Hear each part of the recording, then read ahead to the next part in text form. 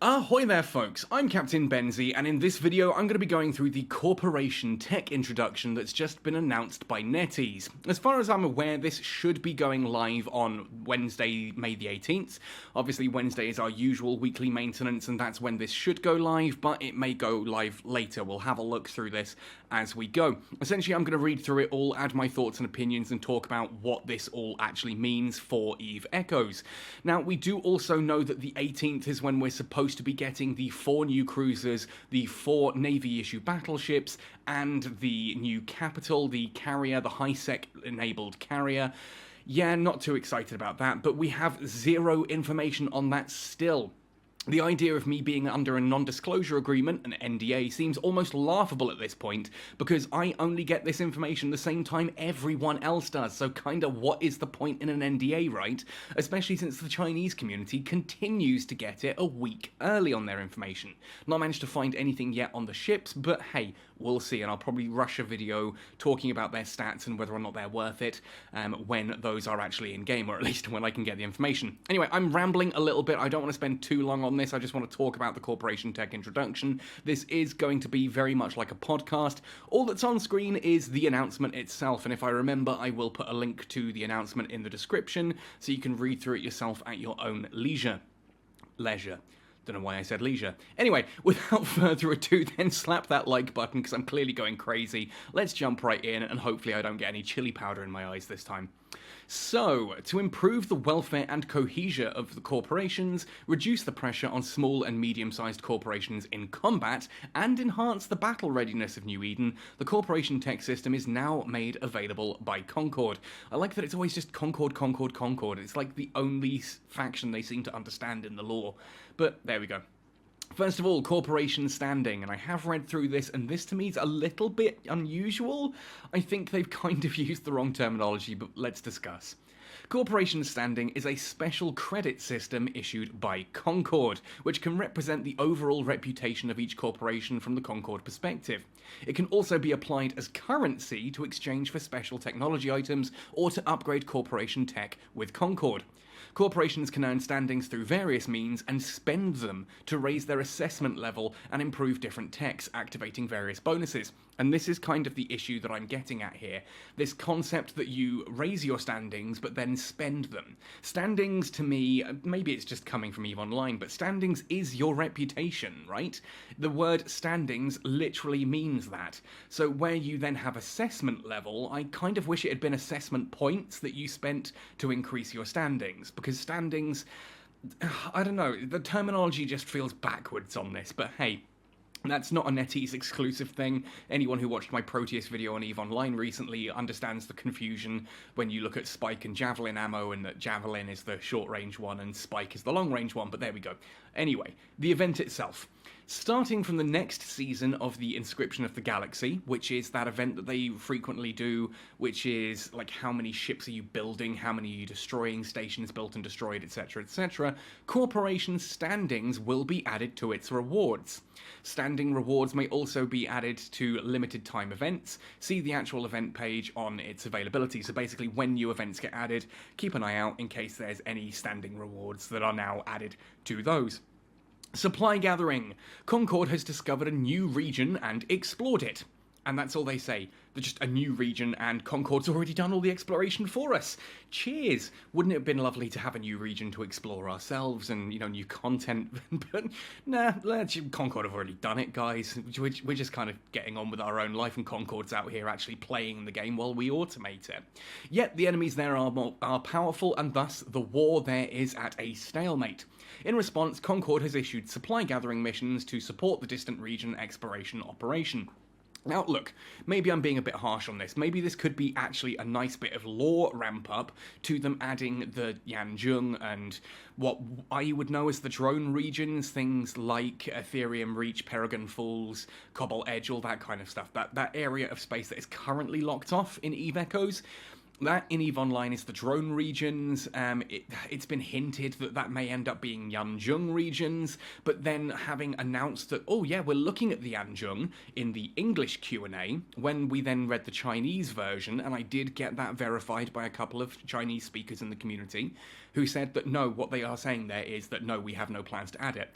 So they kind of announced they were adding it and then said they have no plans to add it at the same time. So make of that what you will. But ultimately, whenever it comes to a law ramp up like this, I do get nervous at trying to read into it, because almost every time in the past where we've had a bit of like, oh, the law's ramping up, by the next update, they've completely forgotten about it and just nothing ever happens.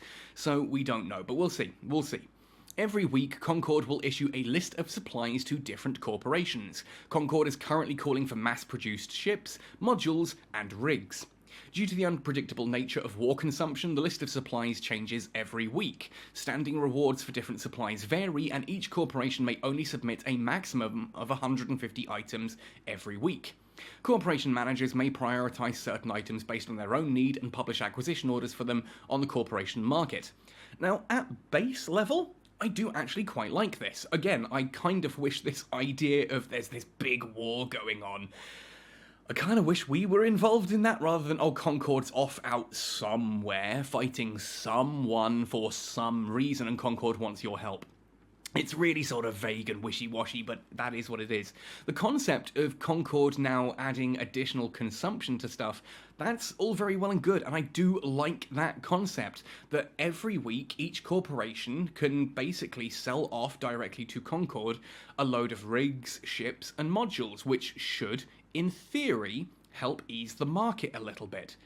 The problem is we're still dealing with infinite possibility faucets. Infinite potential faucets, sorry, that's the word I'm looking for here, which I need to do an entire video on this concept, I think, but basically the concept of an infinite potential faucet is that there's no upper cap on it. The more stuff you add into the situation, the more stuff you get out of the situation, and therefore it's just infinite supply. And people say, oh, but you can just increase demand to counteract that. No, you can't, because how do you... Demand is always limited. You can never have infinite demand. So, if you don't have infinite demand, you can never balance out infinite supply. Like, the logic there shouldn't be controversial. Therefore, if you want demand to balance out supply, then you need to limit the supply, right? That again, that's simple logic. It's not controversial. That is how it needs to work. And every time people have come to me, you're wrong, Benzie, I sit down with them every time, we talk about this is why I want to do a video on it, and people go, oh right, I understand now. Please stop trying to argue with me that increasing ore sinks, increasing mineral sinks, increasing sinks like that will ever fix anything. It won't, as long as it is an infinite potential faucet. Anyway, so I do like this idea. It should ease the market a little, but all that's going to do is cause more construction of those things, which means once that 150 boundary has been hit, suddenly the infinite potential faucet just continues to flood. It's trying to dam the flow of a river, but the dam only exists for a temporary period of time and then falls away again. It's never going to hold it permanently, right? Make sense? Moving on then, tech upgrade. Some interesting stuff here. Some of this I quite like. Some of this, again, is a little bit logically backwards, but we'll talk about that as we get to it. After earning standings, corporation CEOs may spend standings and ISK to raise the corporation's assessment level, so more ISK sinks. Again, we still have infinite potential faucets for ISK. You can just keep ratting. You can just keep doing stuff and adding more modules to the market and selling them and reprocessing stuff like this. You can still get more ISK practically infinitely, and the more ships you have and the more accounts you have, then the more ISK flows into the system, and again, there are issues with that, but hey. So, every level up unlocks some techs. Assessment level can be upgraded to, at most, level 5. I still think this is backwards. I still think that you should be spending assessment points to increase your standings, rather than spending standings to increase your assessment points. It's kind of... It feels like you're getting standings, you're getting reputation, but then you're spending that reputation. So... in my head, I'm sitting there going, okay, so if I've got a good reputation with someone, by spending that reputation, logically what we're saying is you are reducing your reputation. The more you spend this, the less friendly they are with you. Does that make sense? Does that make sense? Anyway, so the concept here, I still like this concept, I just think it's named backwards, and assessment level can be upgraded to at most level 5. That is where it's going to cap out currently. They'll probably up that at some point in the future, but for the time being, that's your kind of aim as a corporation. Earn standings, spend those standings with ISK to increase your assessment level up to level 5. There are many types of corporation tech. 22 are made available in the first batch. Corporation CEO may spend standings in this to upgrade them and obtain their bonuses. So what we're seeing here is a list of some of the previews, not everything, because obviously it says 22 techs are made available. There's only a list of 1, 2, 3, 4, 5, 6, 7, 8, 9 here, so we're missing a whopping 13. But we also can see that you need to essentially up your assessment to be able to unlock these, and then it looks like not only ISK and materials, but also standings will have to be spent to upgrade these again. And I like this at its base level concept, this idea that you are getting a new limited resource, that you are going to have to decide how you choose to spend that in order to upgrade things. That's pretty cool. So, there's a lot going on there that I think is a really cool situation. And when it comes down to it, we'll see how this pans out, right? So, let's have a look at these previews of the different techs available. So the first one they list is the Outpost Deployment System. This is an automated system that assists in the building of the Corporation Outpost, by which they mean Corporation Citadel. Again, clear wording here, please, Netties. Citadels and outposts. Very different things, very different functions. One of them is called a Capsuleer Outpost, one is a Corporation Citadel. What you have done is kind of linked these two things together to make your own little random phrase that means nothing. So you look at this and you go, okay, it says Corporation Outpost. Is it a Corporation Citadel or a Capsuleer Outpost? It's not clear, but I would go from context, because everything here is corporation-based, that Corporation Citadel seems the more likely of the options of what they should actually be doing. But hey, take that with a pinch of salt. I believe it's Corporation Citadel. So, automated system assists in building corporation citadels by allowing pre-installation of some structures, thereby reducing the deployment time of outposts. Looks like this is something you would anchor to your main citadel, and then once you've got it on your citadel, then your outposts afterwards anchor faster. So you have your main citadel in system with this on it, and then the outposts anchor faster. Or maybe it's something that's like almost like a corp-wide talent, if that makes sense. That means any further citadels that you deploy in other regions of space deploy faster. I don't know. It's really vaguely worded. The Outpost Management System, an energy management system for upgrading the Corporation Outpost. And this is definitely Corporation Citadel, because we're talking about the anchoring energy anchor points. Upgrading this would improve the Corporation Outpost's energy anchor points, therefore allowing you to anchor more structures at higher levels. So that's cool, and you can definitely confirm that's Corporation Citadel that they're talking about here, because only Corporation Citadels have energy anchor points. Capital Ship Manufacture Technology Upgrade upgrades the capital ship manufacture technology of the Corporation Citadel. Oh, they got the name right! Congratulations, guys! Improving the efficiency of manufacturing capital ships in the Corporation Citadel. Upgrading the tech reduces the material requirements for all capital ships, which is completely the wrong way of doing this. This is the one that I have the first big problem with. I think having something that allows you to, make capital ships easier is a good thing. But what you're doing here is reducing one of the few ore sinks in the game. This should not have been reducing the material requirements, but should have been reducing the time requirement. By reducing the time requirement, you can build capital ships faster, but they are still the same ore sink, and being able to produce more capital ships actually will increase the amount of ore used, because right now you can build so many capital ships per week, right? This, if you take this at its current value, you're still going to build the same number of capital ships per week, but they are going to cost less ore, therefore reducing one of the few actually functional ore sinks that we have in the game. If this had instead been reducing the time requirement, you would be building more capital ships in the same period, with each capital ship requiring the same amount of ore, therefore more ores consumed. Again, this just smacks of Netties looking at something and going, oh, let's just make this really cool, and not thinking about the consequences of what's happening here. Just change that from material requirements to time requirement, and you actually get a really useful and really cool new mechanic. And it just irks me so much that it was right there. It was right there on the table, and you just didn't think, so you steamrolled ahead and made it worse. But there we go. Personnel expansion increases the corporation's influence and expands the personnel size. Upgrading the tech raises the maximum number of corporation members. This is the one I foresee getting the least use.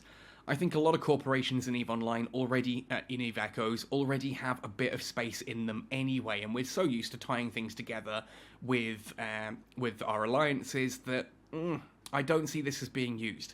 There are definitely niche uses of it, and I know some corporations are going to say, actually, that's really awesome, because rather than having two 150-player corporations, we can now just have one 300-player corporation. And yeah, that's true, that's really cool, and that is a niche use, but it's going to take up anchoring points on the Citadel, which you're probably going to want for some of these other upgrades.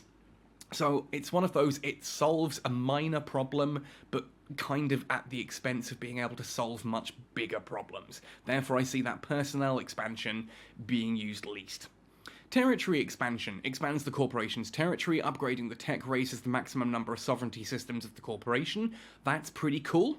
That's a nice one to see, and it means we should see some corporations spreading that a little bit further and wider. That can only really be a good thing. The enhanced tax center enhances the management of the tax center, increasing its bonus to the corporation's tax affairs. We've got an infinite potential faucet for ISK already. This is increasing that faucet by just dumping extra ISK magically into the corporation. I see why this is attractive, but again, it's taking a problem in the game and actually exacerbating it. Reinforced Pirate Detection Array reinforces the Pirate Detection Array's monitoring system, increasing its bonus in both the normal and reinforced states, so you're going to be able to find more of the special anomalies and things like that. Again, kind of cool. My worry is that that's now, again, printing more ISK by creating more anomalies, creating more modules, creating more materials. I get why. This one I don't feel so bad about. But I still don't really like it. I think there could have been so much cooler stuff done with that, but hey, there we go. That's just me. Shield Hardener, a shield hardening array enhancement system for supermassive space structures. Upgrading the tech improves the shield resistance of corporation outposts, citadels, and keep stars. I like this idea, the fact that this makes your citadels harder to destroy, but again comes at the expense of slots that you could be using for more content or better content or things like that. That's a nice little balance, and I imagine there'll be like an armor hardener, one of these as well, maybe even a structure hardener, and that might be two of the other ones that they haven't mentioned here. A key point to note, though, is that this doesn't just mention corporation outposts, citadels, and keep stars. Interestingly enough, this time corporation outpost definitely means capsuleer outpost. You'd think, wouldn't you, that they'd get someone to translate this who has a basic understanding of what's already in the game, but apparently not. We are scraping the bottom of the budget. If anyone here happens to speak Chinese and play EVE Echoes, get onto NetEase. Offer them your services, because you can probably do a better job than whoever they're paying premium fees to right now. But the interesting part of this is a keep star. Now, this is kind of one of those things that was heavily insinuated for a while. We know that we're getting Titans in August, we know that we're getting super carriers on June 1st, and from EVE Online, we know that those can only dock at keep stars, right? Ergo, we're going to need to have stations that capitals can dock at. So I imagine the Keep Star will also launch on June 1st and be a citadel that you can build to allow you to dock different capitals at. These will have huge amounts of HP as well, and are basically the only reason that Titans will exist in EVE Echoes, because otherwise it's going to take hours to destroy a citadel, and even then I don't think that's reason enough to add Titans at this point. I know a lot of people, I know one person in particular on the EVE Echoes Discord who isn't going to comment on this video because they know better, but will be sitting there saying to themselves, oh, but people want Titans. Yeah, but what people want and what's good for the game are not the same thing, and Titans are not good for the game. They have no purpose to exist other than to be able to destroy the things that have been created purely for Titans. So they're kind of self-enclosed, and it's, oh. Yeah, anyway, so Keep Stars are coming. We've got it there in black and white. Keep Stars are coming. I would anticipate those are going to have been launched by or on June 1st in tandem with the super carriers that should need them as well. Are super carriers going to need Keep Stars? We don't know. We can infer that from the fact that they do in EVE Online, But again, in EVE Online, you don't ever get a capital ship in high sec, other than freighters. Yes, I know. But here we've got a carrier about to be able to move into high sec, so yeah, the Echoes team can change whatever the hell they like at this point. CCP seem to have minimal involvement. We know that actually, talking about the carrier and CCP, there was a brief moment where NetEase uploaded some information about the new carrier, only to be told by CCP, no, that you can't do that, you need to change this, change that, and then within a day it was back up. So I don't know what changed, I don't know what's been done there, but apparently CCP are still somewhat involved in this, although it seems to be very hands-off at this point in time, so I don't know. Do we need keep stars for super carriers and titans? Probably, that's why they're mentioned here. Finally, the last one, Infernal Environment Simulation. Ooh. Enhances the Space Lab's capability in simulating infernal environments. Upgrading the tech increases the bonus to the success rate of module reverse engineering of the Space Lab. What? Infernal environments sounds so cool. Like, are we talking Dormant Realms? Are we talking Nihilist Dead Space? Are we talking a new type of thing like, Troglavian Abyssals? No, we're talking about just a little tiny thing in a space lab somewhere that allows you to increase the success rate of module reverse engineering. Awesome name, minor effect. That, again, doesn't really help anyone. As there are many different techs with different effects, please refer to the in-game screen for specific details about each tech. Again, there are 9 listed here. They mentioned there are 22 being made available. I have no idea what those other 13 are. I imagine at least one of those is going to be an armor hardener to go alongside the shield hardener, but I could even be wrong about that. Who knows? Who knows at this point? I'd love to hear your thoughts and opinions in the comment section down below. What do you think they might be adding? Not what do you think would be cool, because let's be honest, what we think would be cool and actually useful doesn't really factor into the decisions anymore. What do you think they might be adding? That's what I want to know. Have you thought that, oh, actually NetEase have mentioned this, or, people have been talking about that for a while? Maybe you've been going through the suggestions channel of the official Discord, so on and so forth. I'd love to know what you think. And, of course, I will be putting out a video, as I said, on the new cruisers and battleships and the carrier when those launch. I've got a whole load of EVE Online content queued up until the end of May, but I can always just, sort of shift that queue along by one, just to shove in an EVE Echoes video here and there. Bottom line, though, is, overall, this is interesting. I'm not against most of it, and I don't think it's damaging, which is a nice change, that they're adding something that doesn't just inherently make the game worse for once. Looking at you, Corporations Clash, looking at you, Super Carriers, looking at you, High-Sec Science Sea Carrier, Mountain Class Science Sea, whatever, I don't care anymore. I'm looking at you, Titans. They're not adding anything actively damaging to the game, other than things like that capital ship manufacture technology upgrade, which really should have been time, not material. But hey, there's still time to even get them to change that if we petition them and say, look, it's a cool idea, but wouldn't it have been better if it was time rather than materials? Get on the suggestions channel of the official Discord, start spamming that one out there, and who knows, maybe we can actually affect some kind of change. I don't know. Anyway, folks, not terrible, not overly exciting to me personally. There's nothing game-breaking here in either the good way or the bad way, which in itself is a fairly pleasant thing to be able to say. I'm interested to see what this does and how it works, and I will put some videos out on it if there's anything worth explaining or anything interesting worth saying. When it comes to corporation stuff, a lot of people say, hey Benzie, how come you don't really talk about setting up corporation permissions and stuff like that? Because it's super niche content. There's, how many players in the game, and then how many corporation leaders. It's very niche content, and for the most part, if you just sit and read it carefully, it's pretty self-explanatory. You shouldn't be running a corporation unless you sort of have a clear understanding of what you're doing anyway. So, I don't know.